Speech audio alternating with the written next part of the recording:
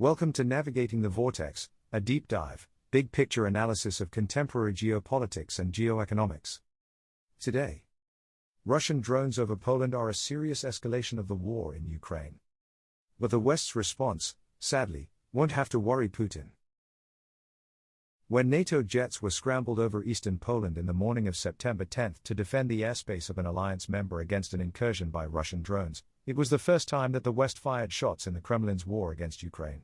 This incursion marks a serious escalation by Moscow.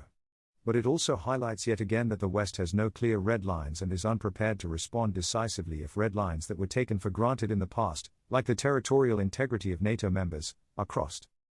This latest Russian escalation isn't the usual war of words.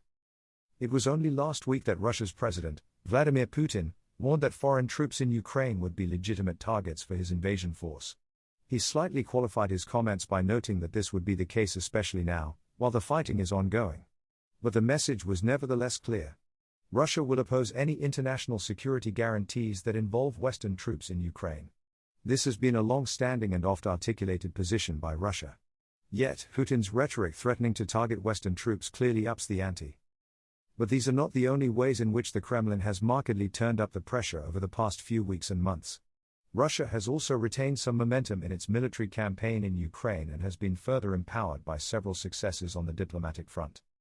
On the battlefield, Russia has continued to demonstrate significant advantages in manpower and materiel. Where the entire NATO alliance struggled to cope with the incursion of just 19 drones, Ukraine has been subject to an intense air campaign with hundreds of drones and often dozens of missiles every night for months.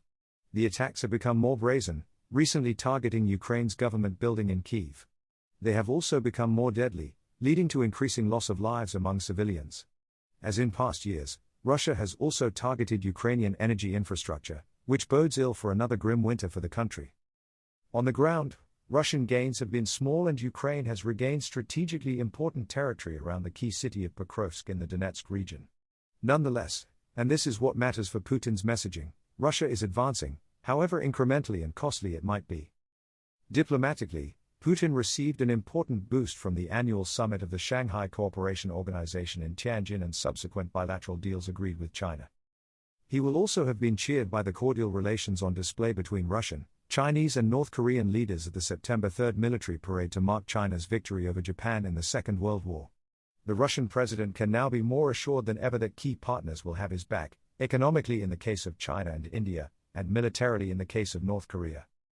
Buoyed by such successes that his war machine will not suddenly grind to a halt, the Russian president felt confident enough to demand that Ukraine negotiate an end to the war with him or face the consequences of him ending the war by force.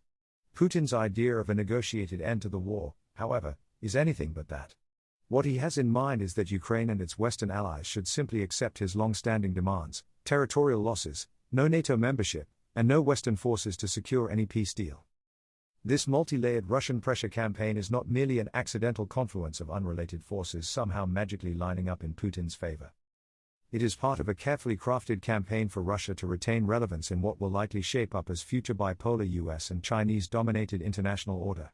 If Putin has accepted Chinese dominance in Asia, he still sees opportunities for Russia to be the dominant power in Europe and restore at least part of its Soviet-era zone of influence.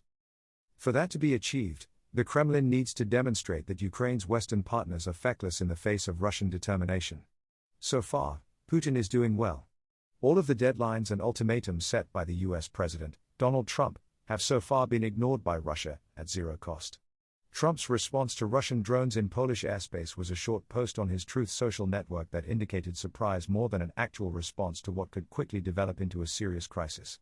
Meanwhile, Trump has yet to offer his support for a bipartisan bill in the US Senate to put more sanctions pressure on Russia. Similarly, while European leaders have been quick and forceful in their condemnations of this latest Russian provocation, their reactions have, as usual, been at the rhetorical level. Poland merely invoked NATO's Article 4 procedure for formal consultations among allies in the North Atlantic Council. But the outcome of this consultation was little more than a meek statement by Mark Rutte, NATO's Secretary General, that a full assessment of the incident is ongoing and that the alliance will closely monitor the situation along our eastern flank, our air defenses continually at the ready. The statement by the EU's Foreign Affairs Chief, Kaja Kallas, offered solidarity with Poland and promised to raise the cost for Moscow further by ramping up sanctions significantly on Russia and its enablers.